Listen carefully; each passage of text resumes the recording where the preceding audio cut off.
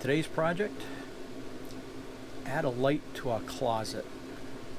Our closet is in the back of the RV, just before our backslide, and it gets pretty dark in there, especially if the blinds are down, because it's, the sun is out and we're trying to keep the RV cooler.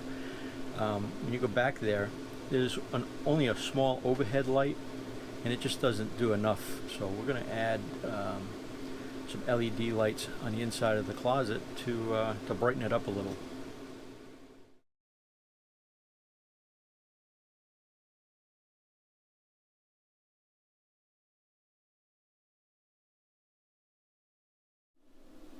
So the first thing I need to do is remove this panel, because I'm going to find 12-volt wires back behind this panel. I've already tapped into other wires back there to power my propane gauge, and so I'm pretty familiar with what's going on back there. Unfortunately, this panel won't come out with this cross member in the way, so I have to remove that first, and then it's just a matter of removing 4 screws on the panel and pulling the panel out and down, and that'll expose all the wires that are behind that panel, and I'll try to find a suitable 12-volt line to connect to.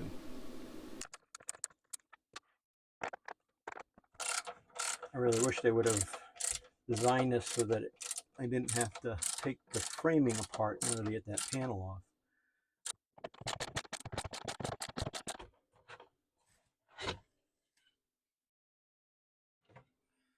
Now, originally they used pocket hole screws to hold this cross member in as well, so it was not only screwed from this cleat here, but it also had 6 pocket hole screws to go into the sides.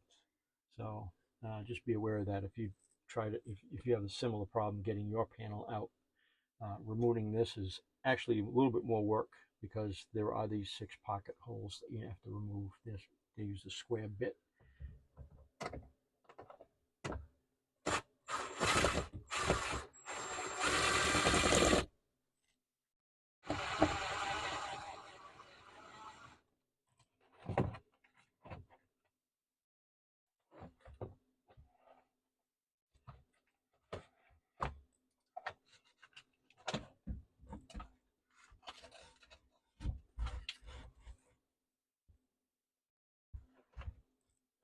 Once I have access to this the back of this panel, you can see that there's a bunch of 12-volt lines back here. Now it's just a question of finding one that we can use to tap into to supply the LED lights. One that I like to use is, we have these holding tank heaters that we hardly ever use, so I like to tap into those. It's a good source of 12 volts, so that's probably what I'm going to look for. Our Winnebagos come with 2 different colored wires for the DC system. Yellow is positive, white is negative. And Winnebago put an identification on each of the wires. You can use the wire identification chart to determine which wires go where. So in my case, I identified the heater pad wire and used that as my source. I'll provide a link in the description below this video on where you can locate the wire identification chart. So this is from another mod. I tapped into a 12-volt line here. It actually is feeding the heater pads. I'm going to take this 3-way Wago off and replace it with a 5-way. I don't have a 4-way, so I'll use one of these to tap into the existing 12-volt system. And I think this one goes to my propane reader. I'll put this one in 5-way, so I'll have an extra one if I ever need to tap into anything else. And I'll be able to tap my lights into this positive wire. As far as the ground or the neutral wire, I do have one here somewhere. This one here. So I've got a spare one here, so I'll tie my negative into this existing one here.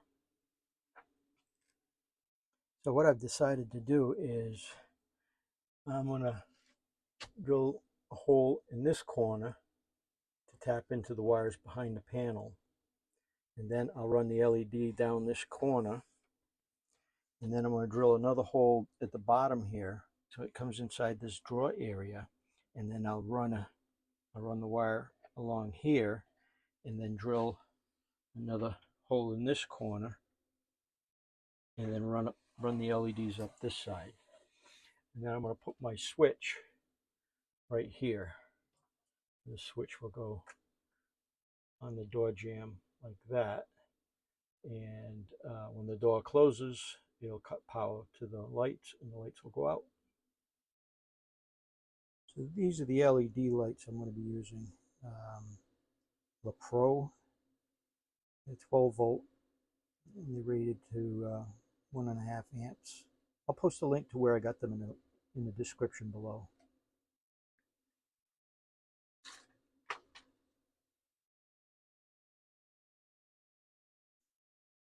You just measure out the length you need, and then you can cut it anywhere where it's indicated.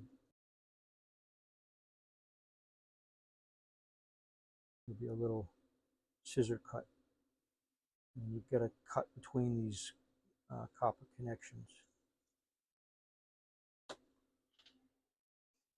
I measured mine to be 39 inches. That's where I'm going to cut.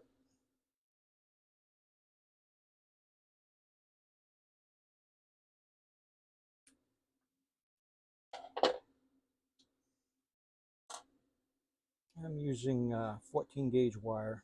In the Winnebago View, the wiring, the DC wiring is yellow is positive and white is negative. So I'm going to use the same colors just to eliminate confusion.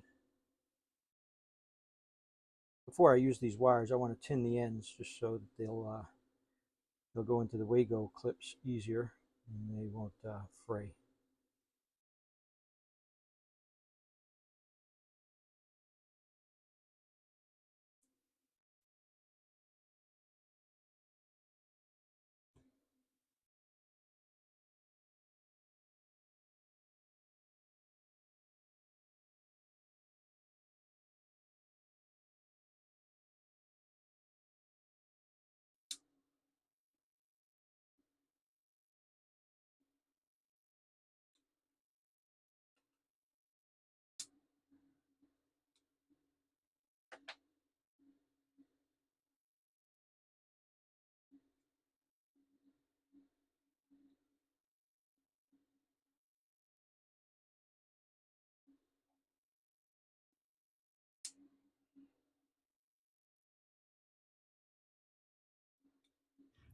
After connecting the two leads to the LED strip, I have one yellow going to the positive and I have a white going to the negative.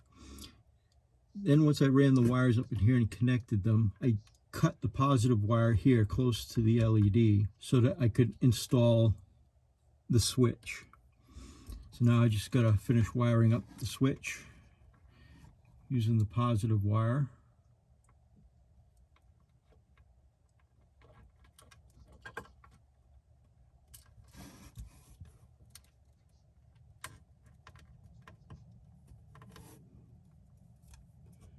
And I'll tighten it up.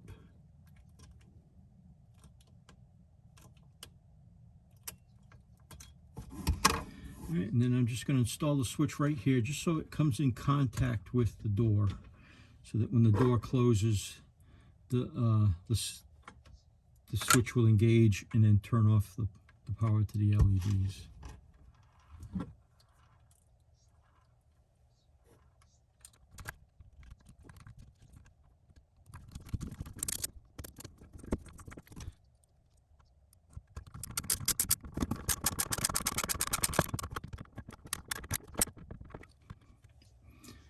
There, now I'll just turn the DC power back on and see if it works.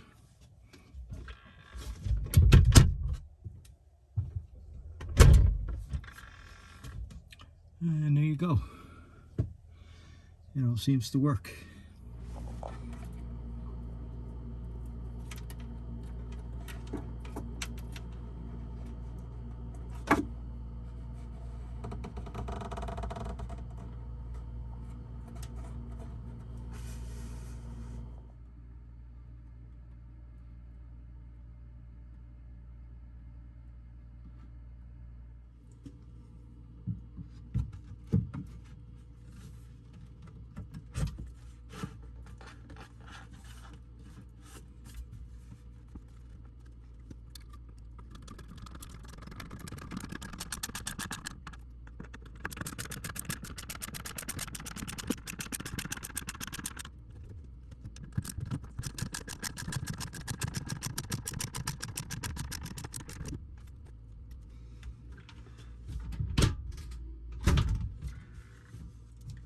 And that's it. I think the one strip on the side is going to be enough, but once we load up the cabinet, we'll be able to tell whether or not enough light's getting back there. If not, I can put another strip along the top here or along the other side. But I think this is going to be enough. We'll see.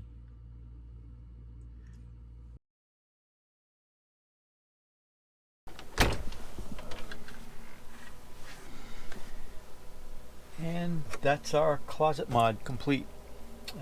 I'm very happy with it.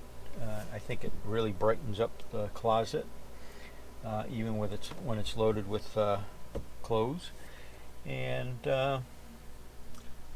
let me know if you find these how-to videos helpful. I'd really like to hear from you.